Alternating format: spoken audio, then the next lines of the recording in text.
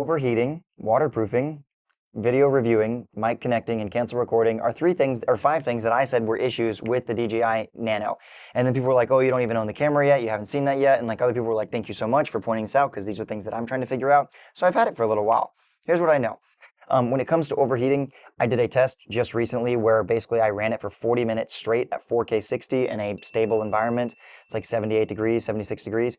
And what I found was after the first 10 minutes, it was connected to the dock the entire time. After those first 10 minutes, the dock had dropped down to about 87%. The camera was doing just fine. I removed it and let the camera run by itself for 30 minutes.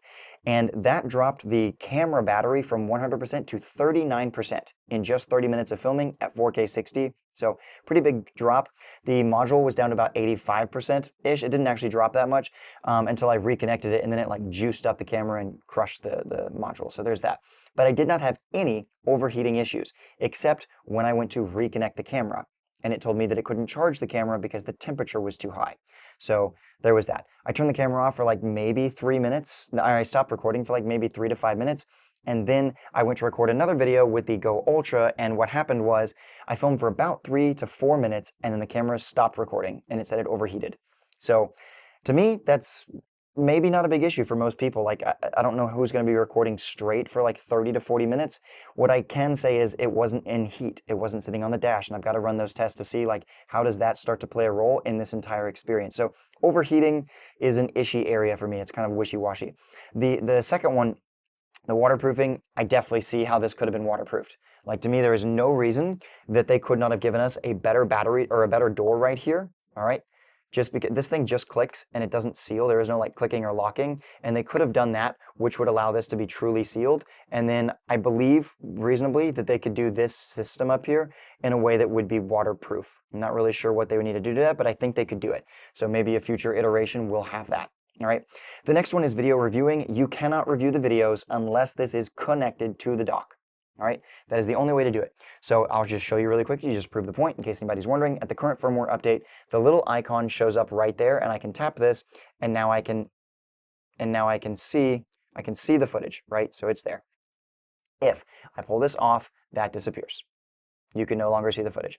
So if you are someone that was wondering about whether or not you can preview footage with the camera connected, we cannot currently do that. Maybe it'll come with an software update in the future. When it comes to the Mic 3s, these things sound really good with the camera. I did some tests. I'll throw some video in here really quickly so you can hear that. They sound great. So this is what the Mic 3 sounds like without the noise canceling turned on. It's just right here on my chest. You can see it right there. And overall, the Mic 3 should do a much better job with the audio, but the noise canceling actually takes it to the next level. So all I have to do is double tap the red button on the side of the Mic 3, and that's going to give me the noise canceling. So I'm going to go 1, 2, and now its noise canceling is turned on. So that should really clean up any sort of background noise. And the nice thing with the Mic 3 is I can start and stop the recording just by pressing the linking button one time, and that's a nice little feature. But when you disconnect the module, you also lose the visual. And I will show you that right now just so that we can have no questions about this. All right, so this just turned on and I just lost the video, right? So if I reconnect this, you'll see it comes back. And it's that simple. So if you're out and about filming and you disconnect this to film something, you also lose your visual. All right, hopefully they can fix this in a firmware update. I don't really know why that can't do that right now and what might be causing that. That is not an issue for the Go Ultra, so it is something to consider. Now, after the mic recording, the last thing for me was the cancel recording, all right? And it doesn't have that. I just checked it with the firmware update. If I press this button right now and I start recording, okay, and it's going and everything is fine, everything is great. I will say that like the latency is really solid, so if I just pull this off, you can see like, oh wait, the mic's connected. Dang it. All right, 1 second. This. Let me go ahead and turn that light off so you can really see here. Okay, if I pull this off, it is very, very solid as far as latency goes. So that's nice. Okay, all of that is still good. But if I want to cancel the recording and I hold this button down, it's just going to turn the camera off. It turns it off really fast too.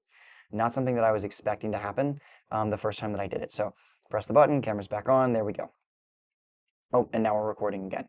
Shoot, I think that was the quick start recording. I think I'm about to lose the camera. It's shutting down. Nope, don't do it, don't do it. Swipe up. Okay, there we go, perfect. All right, so those are my main things. Now, when it comes down to some of the other things that I brought up in the video, one of them was this little screen. I really like this little tilty screen and the ability to go this way versus this way and not have to worry about it. However, I do think that this is reasonable. Like you can simply go this direction and then, you know, pop this off and turn it this way. But it is a little bit of finagling. Gosh, and it does, I do keep having problems with that connection part.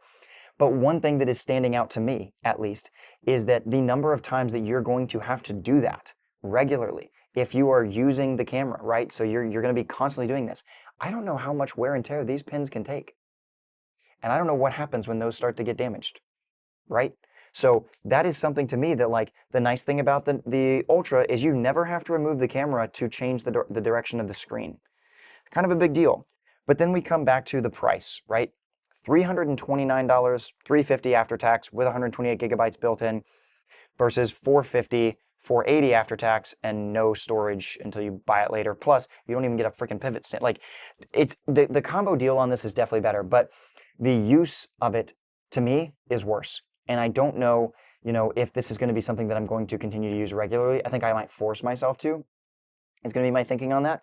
But I still really love the Nano and the entire experience with it. And I love the release. The release on this is so much smoother and just, yeah, definitely better in that regard. That whole experience is definitely better than this one. So, just something to think about. These are my first thoughts. Let me know if you have any questions. What I can say is I had some people making comments about how, like, hey, how could you, you know, say stuff you haven't bought the camera? Like, my experience was based on other people's quality reviews, and just like you're watching this review and coming to your own conclusions, that's what I would say. Like, you're getting to see the information. You don't have to have this camera to get that information and to make an informed buying decision. That's the whole point of product reviews.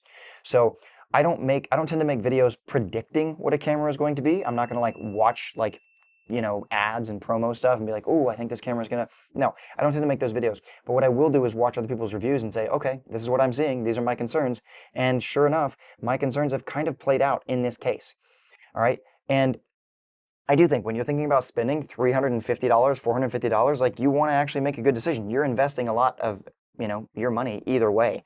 And for me at this point, I would probably still go with the Ultra. That's just where I'm sitting right now for the entire experience. And I have some concerns also about like screen size in general. Like, I really like the screen real estate on the Ultra. So yeah, and it's smaller. Like, it really is. It does, when you think about grabbing one of these two devices to run around with, this one is just a little bit smaller than the DJI. So I'll play around with it a little more. We'll test some stuff out. Insta360 is supposed to be giving us the Mic Air soon, which I think will radically change this whole ecosystem for the Ultra. And they actually are supposed to be giving us the Mic 3 as well. I don't really know how that's going to play out when it comes to all of this, but I'm excited for it, and I hope you are too. If nothing else, this is awesome for anyone that is a creator to start to get more creative. And I do wish, like, the fact that we lose the display is, yeah. Anyway, I hope this helped you. Let's rise with the tide. Remember, you're either going to sink or swim, and I'll see you on the flip side.